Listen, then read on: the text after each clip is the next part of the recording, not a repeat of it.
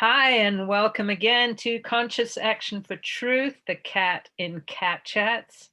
And once again, we have returning our legal eagle, fearless warrior lawyer, Ana Garner.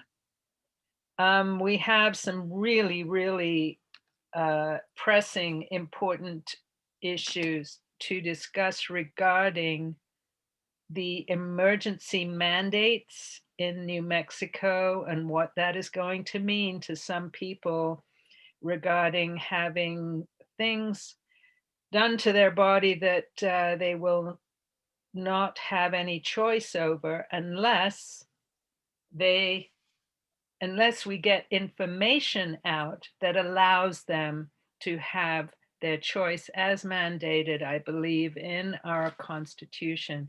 So, Anna, thanks for coming again. Thank you for having me, Mahara. This is such important information, and I'm so glad to get it out. Yeah, we need to get it out fast and furious. So, what I'm hearing is that under the emergency mandates, there is a push to get the injectables out into people without their consent. And yet, as I understand it, under that emergency mandate, fully informed consent is absolutely what is required. Yes, and I'm going to correct you. It's the emergency use authorization under the FDA. Thank you. Yeah. Emergency use authorization under the FDA. So we have right now in Doña Ana County in New Mexico, emergency workers, young men and women, being told that they will lose their jobs unless they get this injectable. Is that right? And what do we do about it?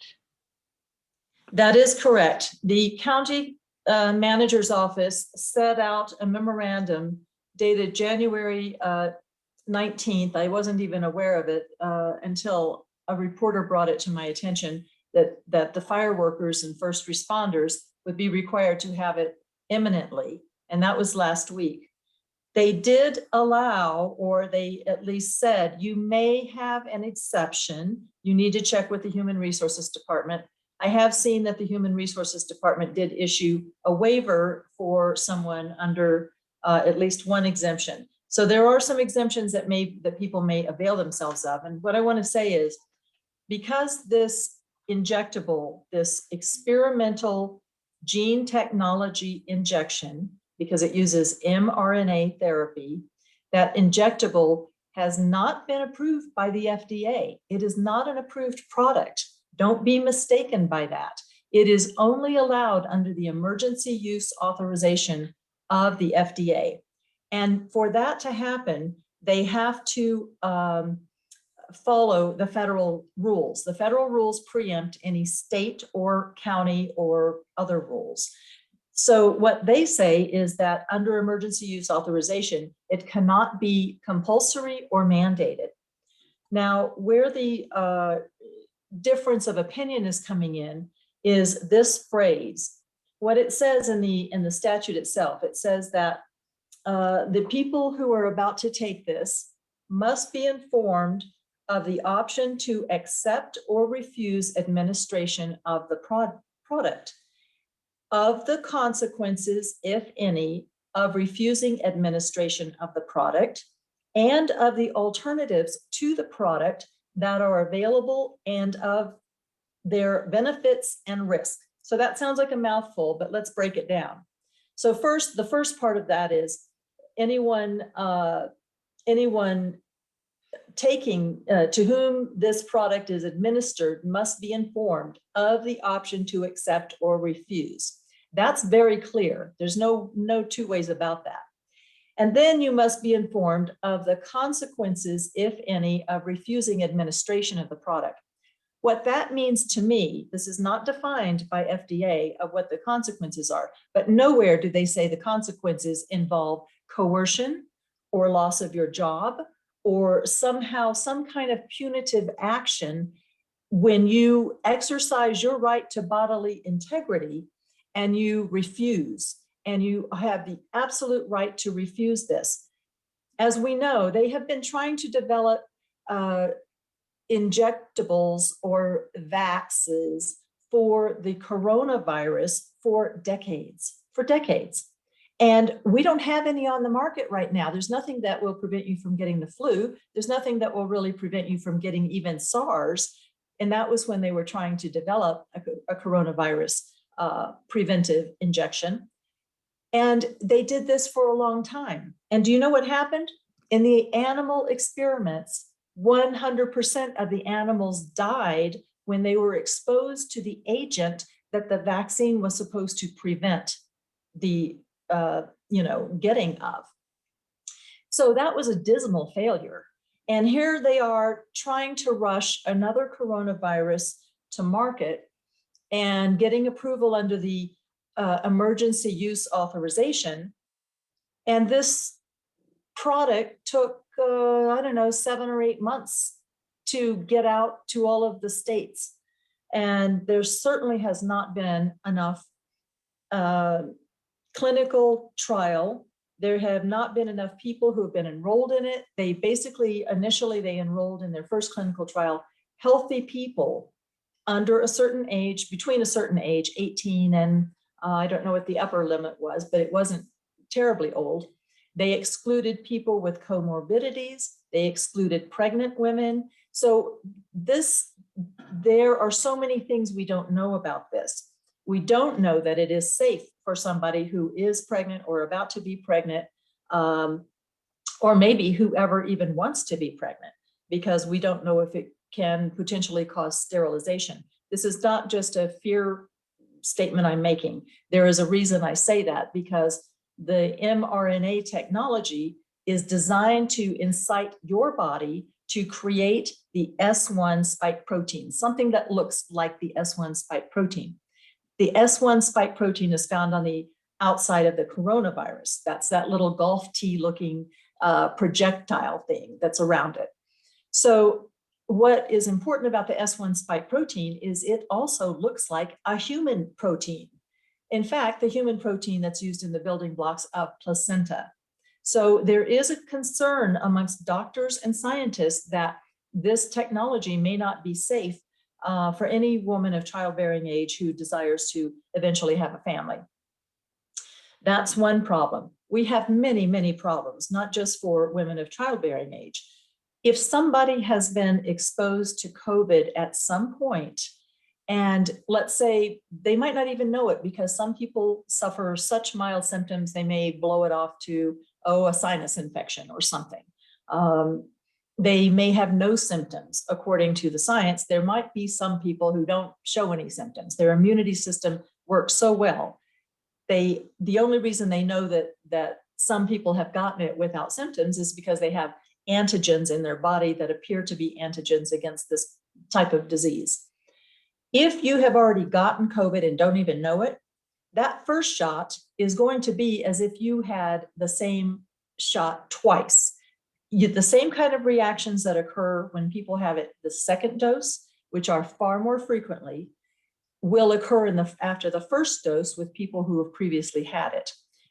The other thing about this is if they previously had it, they probably don't need an injection because they already have the antigens. They have the antibodies in their system. They didn't get it the first time. They didn't get any symptoms, but now this sets up that pathogenic priming issue, which means your body goes into overdrive to now fight off this foreign invader that your body just made that is resembling a human protein. You see where we're going here? This creates an autoimmune disorder, can create an autoimmune disorder. So it's not to be taken lightly. It is in an experimental phase. It has definite side effects. The VAERS reporting system, that is the Vaccine Adverse Event Reporting System, has already had thousands of adverse reactions, some of them life-threatening. They have had, just under the last count that I saw, was under 1,000 deaths that are attributed to this injection.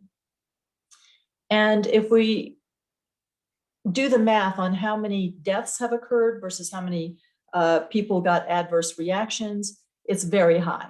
It's a very high percentage. It's actually worse than the disease itself that they're trying to prevent.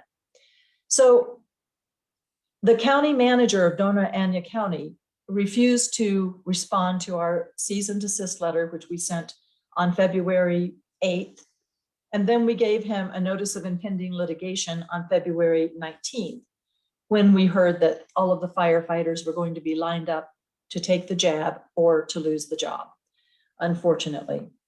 And to my knowledge, no one has been fired, even though the threat from the county manager was that they would be fired. I don't know if it's an empty threat or if it's a real threat. We don't know this. I do know that one person who refused got written up for failure to follow a directive. So who knows what's going to happen, but everybody is working under extreme emotional pressure and coercion, and in a hostile environment in their workplace, if they want to stand their ground and refuse this. I want to go back to one thing you said that was in the wording, the consequences of refusal. That's something I'd like to clarify. What do you believe they mean? Do they clarify what they mean? They don't, but I'll tell you what I think it means, because it follows right on the heel that they have the option to accept or refuse administration. And the consequences that I would imagine that the FDA is referring to is the consequences of potentially getting the disease. That would be the consequence. If we are looking at a very old case, the Jacobson versus Massachusetts case, the 1905 case that a lot of the government defendants want to rely upon, in that case, that was they were having mandatory smallpox vaccinations during a smallpox epidemic in the early 1900s. And you could refuse the vaccine, but the consequences at that time were that you had to pay a $5 fine. That would have been equivalent to about $140 now. But a $5 fine, that was the consequence. Now, there aren't any consequences in terms of fines that anyone has imposed. There could potentially be a consequence of quarantine or isolation, for example. They cannot do a consequence, however, that would be a coercive duress, like losing your job. And they can't do that. Do you think that's how they're interpreting it? I know that that's how they're interpreting it. They're using that clause to do that because it's not enumerated exactly what it is. Is that correct? Exactly, exactly. So it's a pure matter of law, a pure issue of law. It's not even a case that requires discovery or expert witnesses or anything like that. It just requires the court to construe this provision. That's it. And I think I'm right. I'm willing to take a lot of my time and effort to prove that I'm right. And it's such an important issue, because this is the first county that's done this in New Mexico, that if we don't stop it now, it will be here in Santa Fe County, in Bernalillo County, in San Miguel County. We won't be free from this. It will quickly snowball. Yeah, so this Doña Ana is the testing ground here.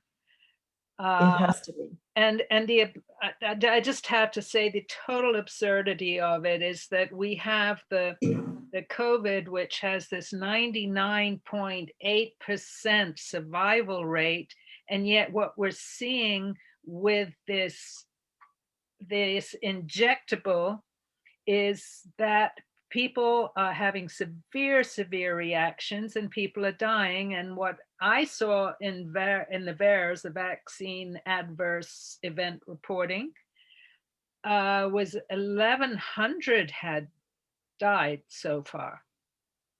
Or that, okay, that was the CDC number.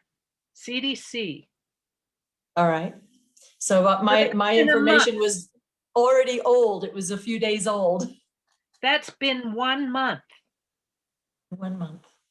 So I mean, it just takes a little common sense to look at how many people are surviving naturally and what's happening with the people that are choosing to get the injectable. The odds are not good. No, the With odds are not good, and the goods are not, the not goods good are either. odd. The goods are Yes. odd. Yeah. Yeah. Oh my God. So, Anna, what can anyone do against this machine and this coercive tactics? What can we do? And especially right now, those in Doña Ana who need something, need some ammunition. Well, New Mexico Stands Up, nmstandsup.org is prepared to stand up with people who are ready to stand up. They have to stand their ground. We are ready to fight for them. We have been receiving generous donations from all over New Mexico to help cover the initial cost of this litigation. And I'm confident we'll continue receiving money. In fact, it's still coming in. So we have enough to get started, clearly. And it's such an important issue, and our donors definitely recognize how important it is. And we just can't emphasize the critical nature. So what they have to do is refuse. They have the absolute right to refuse, and they need to stand their ground regardless of the coercive techniques that are being used on them. If they lose their job, it's better than losing their health and their life potentially. There have been people as young as 23 who have died from this shot. And so just because you're in the prime of your health and life and you're healthy does not mean you might not have an adverse reaction that is potentially life-threatening. And I'm talking about those people who might have gotten the disease and never even had a sniffle because they're so healthy.